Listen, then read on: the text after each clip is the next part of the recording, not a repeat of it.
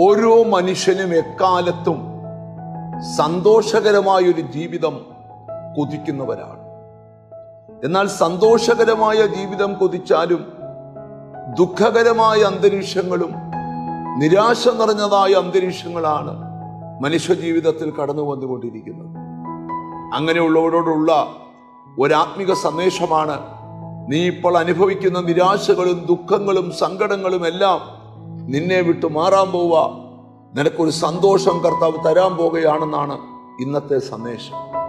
90-ാം സങ്കീർത്തനത്തിന്റെ 15-ാമത്തെ വാക്യം: ഞങ്ങളെ ക്ലേശിപ്പിച്ച ദിവസങ്ങൾക്കും ഞങ്ങൾ അനർത്ഥം അനുഭവിച്ച സംവത്സരങ്ങൾക്കും തക്കവണ്ണം ഞങ്ങളെ സന്തോഷിപ്പിക്കണമേ.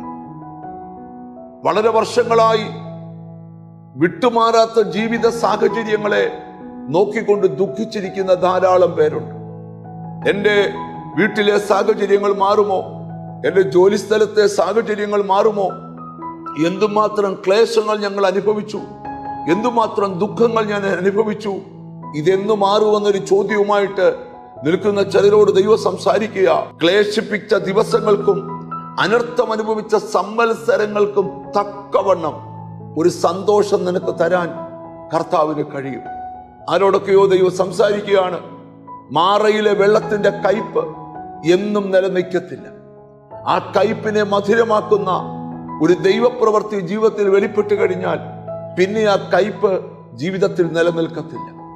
ചിലരോടൊക്കെ കർത്താവ് സംസാരിക്കുക: നീണ്ട വർഷങ്ങളായി ക്ലേശവും ദുഃഖവും കഷ്ടവും മാത്രം സഹിച്ച് ഇങ്ങനെ അവസാനിക്കുകയുള്ളൂ എന്ന് ചിന്തിച്ച് രാത്രികളിൽ ഉറങ്ങുവാൻ കഴിയാതെ, പകലുകൾ ദൈവത്തിന് സ്തോത്രം സ്വസ്ഥതയില്ലാതിരിക്കുന്ന നിന്നോട് ദൈവം സംസാരിക്കുക: നീ അനുഭവിച്ച യാതനകൾക്ക് തക്കവണ്ണം നിനക്കൊരു സന്തോഷം കർത്താവ് തരാൻ പോവുക. ഇതിനോട് ചേർന്ന് പഠിക്കാൻ കഴിയുന്ന ഒരു സന്ദേശമുണ്ട്. അത് സങ്കീർത്തന പുസ്തകത്തിലെ ഒരു വാക്യമാണ്: നിന്റെ വിലാപത്തെ ഞാൻ നൃത്തമാക്കി തീർക്കും, നിന്റെ രട്ടടിച്ച് ഞാൻ നിന്നെ സന്തോഷമുടിപ്പിക്കും. ഈ നാളുകളിൽ നിങ്ങൾ എന്തുമാത്രം ദുരിതങ്ങളിലൂടെ കടന്നുപോയോ, സങ്കടത്തിലൂടെ കടന്നുപോയോ, നിന്ദകളിലൂടെ കടന്നുപോയോ, അപമാനത്തിൽ കൂടെ കടന്നുപോയോ, അതിന് തക്കവണ്ണം ഒരു സന്തോഷം ഈ നാളുകളിൽ കർത്താവ് നിനക്ക് തരാൻ പോവുക. ഞാൻ ഈ വചനം പറയുമ്പോൾ ആത്മാവിലൊരു കാഴ്ച കാണുകയാ.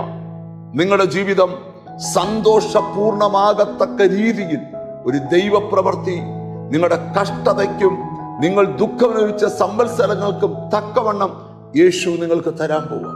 അങ്ങനെ വിശ്വസിക്കാം.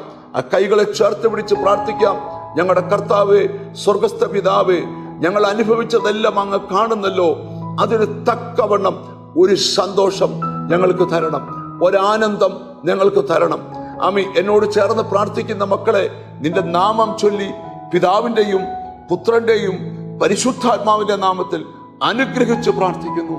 അവർ അനുഗ്രഹിക്കപ്പെടട്ടെ, യേശു ക്രിസ്തുവിൻ നാമത്തിൽ തന്നെ. ആമീൻ.